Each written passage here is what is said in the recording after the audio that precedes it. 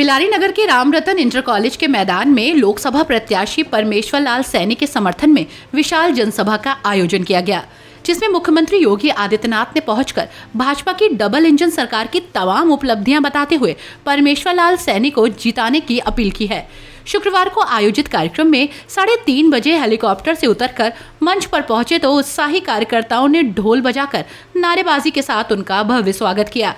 भाजपा प्रत्याशी परमेश्वर लाल सैनी ने अपनी टीम के साथ हनुमान जी की मूर्ति देकर मुख्यमंत्री का स्वागत किया। मुख्यमंत्री ने अपने संबोधन में कहा, भाजपा सरकार ने जो कहा वो पूरा करके दिखाया। मोदी सरकार फिर से बनाने पर भारत विकसित देशों की श्रेणी में खड़ा होगा। सरकार द्वारा चलाई जा रही जन कल्याणकारी योजनाओं के बारे में बताया। साथ ही उन्होंने कहा कि भाजपा सरकार चेहरे देखकर योजनाओं का लाभ नहीं बल्कि सबका साथ सबका विकास के लिए योजनाओं का लाभ देती है। इसके साथ ही उन्होंने बसपा और समाजवादी पार्टी के अलावा कांग्रेस सरकार की बखिया उधेड़ी। उन्होंने कहा कि भाजपा सरकार में भ्रष्टाचार, अपराध, आतंकवाद, नक्सलवाद पर नियंत्रण किया गया है। 80 करोड़ लोगों को फ्री राशन वितरित किया जा रहा है। अन्य सरकारों में देश की जनता भूखमरी की कगार पर थी, क्योंकि अंत में कहा कि स्वयं परमेश्वर लाल सैनी बनकर संभल लोकसभा प्रत्याशी परमेश्वर लाल सैनी को भारी मतों से विजयी बनाए। एक बार फिर से मोदी सरकार बनाने का आह्वान भी उन्होंने किया। इस दौरान राज्य मंत्री गुलाब देवी, राज्य कार्यकारिणी सदस्य और पूर्व विधायक प्रत्याशी बिलारी सुरेश सैनी, जिला पंचायत अध्यक्ष डॉक्टर शेफाली सिंह, जिला पंचायत अध्यक्ष संभल डॉक्टर अनामिका यादव, विधानसभा संयोजक लवली यादव, पालिका अध्यक्ष रघुराज यादव, राजेश सिंघल, जिलाध्यक्ष आकाश पाल सिंह, राजू कालरा, रालौद नेता अनिल चौधरी, वीर सिंह एडवोकेट, कुनरकी के पूर्व विधायक प्रत्याशी ठाकुर रामवीर सिंह, पूर्व chairman Chaudhary Rishipal Singh, doctor C P Singh, जिलाध्यक्ष संभल हरेंद्र सिंह रिंकू, भाजपा नेत्री निशा त्यागी, डॉक्टर गीता शर्मा, डॉक्टर विश्वास शर्मा, राजीव शर्मा, हेमंत शर्मा, सुबोध गुप्ता, के गुप्ता, मीडिया प्रभारी पवन शर्मा, आनंदी प्रजापति आदि सहित भारी संख्या में लोग भी मौजूद थे। आज मुझे संभल की इस पावन धरा पर, जिसे खेड़ा शिव मंदिर और प्राचीन गमा देवल मंदिर के साथ साथ कलयुग में कल्कि अवतार की इस पावन धरा पर आने का अवसर प्राप्त हुआ है। इस पावन धरा को नमन करते हुए आप सभी का मैं हृदय से स्वागत करता हूं, अभिनंदन करता हूं। बहनों और भाइयों, इतनी भीषण तपती हुई गर्मी में भी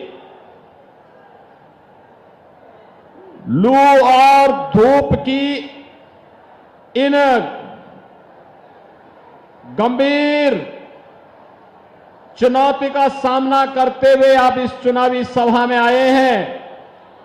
आपका ये उत्साह और आपका ये उमंग हम सबका संबल है, हमारी ताकत है, और इसी ताकत के बल पर तो असंभव होने वाले कार्यों को भी हम लोग संभव बनाने का कार्य कर रहे हैं। बहनों और भाइयों, लोकसभा चुनाव के पहले चरण 19 अप्रैल को संपन्न हो गए। आज 89 लोकसभा सीटों में, जिनमें 8 उत्तर प्रदेश की भी हैं, उनमें चुनाव चल रहा है।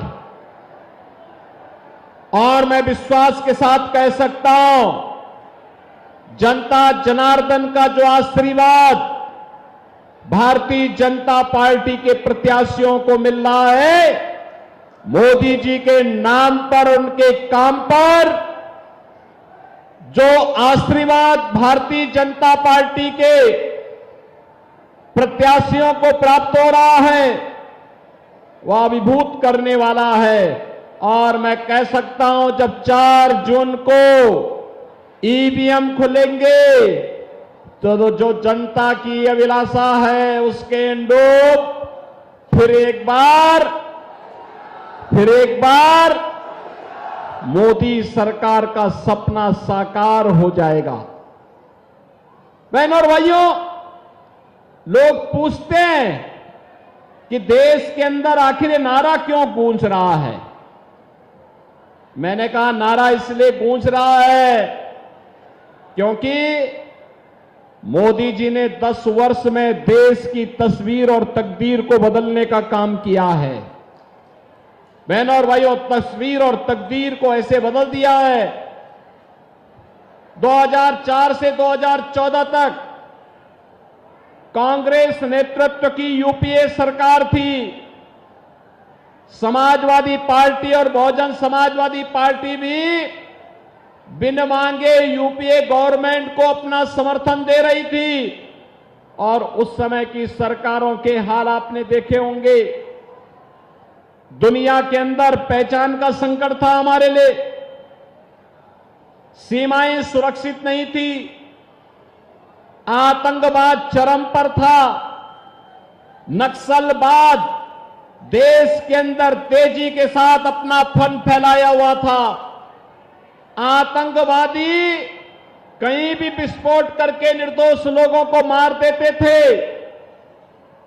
2014 के बाद आपने देखा होगा, 14 के पहले देश के अंदर विकास की योजनाएं नहीं थी, भ्रष्टाचार चरम पर था, गरीबों के हकों पर डकैती डालने का कार्य होता था।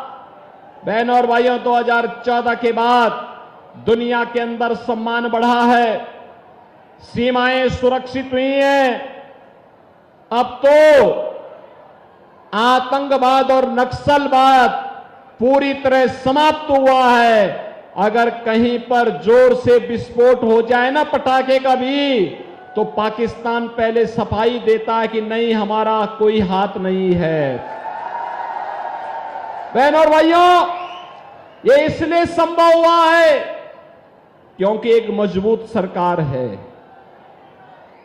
कांग्रेस और यूपीए की सरकार की तर्ज पर मजबूर सरकार नहीं है, मोदी जी के नेतृत्व की एक मजबूत सरकार है जो कहती है वो करके दिखाती है।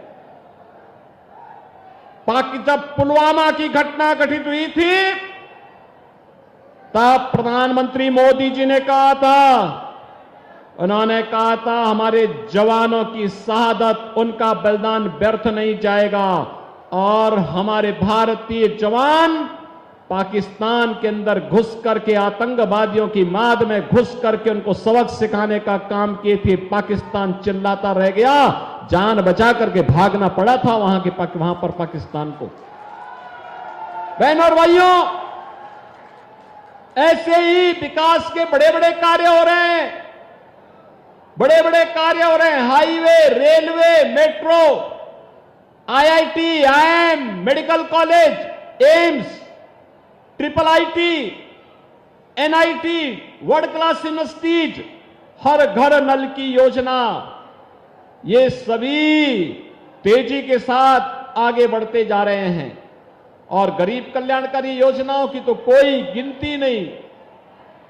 आप सोचिए, कांग्रेस के समय में, सपा के समय में, बसपा के समय में लोग भूखों मरते थे, आज 80 करोड़ लोगों को फ्री में राशन की सुविधा का लाभ प्राप्त हो रहा है। उनके समय में भ्रष्टाचार था, गरीब के हक पे डकैती पड़ती थी। और आज आप देख रहे होंगे कि देश के अंदर 60 करोड़ लोगों को तो आयुष्मान भारत में 5 लाख रुपए की स्वास्थ्य बीमा का कवर मिल रहा है। और बहनों और भाइयों, उत्तर प्रदेश में अगर कोई गरीब बीमार हो जाता है, उसके पास आयुष्मान भारत का कार्ड नहीं है, हमारा विधायक या हमारा पदाधिकारी या कोई पीड़ित स्वयं मुझे पत्र लिख देता है, तो मोदी जी के द्वारा खोले गए जनधन अकाउंट में हम सीधे पैसा भेज देते हैं, उसके उपचार की व्यवस्था करवा देते हैं। क्योंकि हम चेहरा देख करके योजना का लाभ नहीं देते हैं। हमारा तो मंत्र है सबका साथ और सबका विकास का। बहनों और भाइयों, जाति, मत और मजहब के आधार पर नहीं, हमने तो जनता जनार्दन की सेवा को ही अपने जीवन का उद्देश्य माना है। लोग अपने परिवार के लिए कमाते होंगे, और हमारे लिए तो 25 करोड़ की जनता और मोदी जी के लिए 140 करोड़ की जनता ही परिवार है। तब से आपने प्रदेश में बीजेपी की सरकार बनाई है। कोई दंगाई और किसी कर्फ्यू के समर्थक की हिम्मत है क्या कि वो कर्फ्यू लगवा दे या दंगा करवा दे? उसको मालूम है कि अगर दंगा करवाएगा तो राम नाम सत्य है की यात्रा भी उसकी निकल जाएगी। फिर बहन और भाइयों, मैं इसीलिए आपसे कहने के लिए आया हूं, परमेश्वर लाल सैनी जैसे कार्यकर्ताओं को आगे बढ़ाने के लिए आप सब अपना आशीर्वाद दीजिए। लेकिन इसके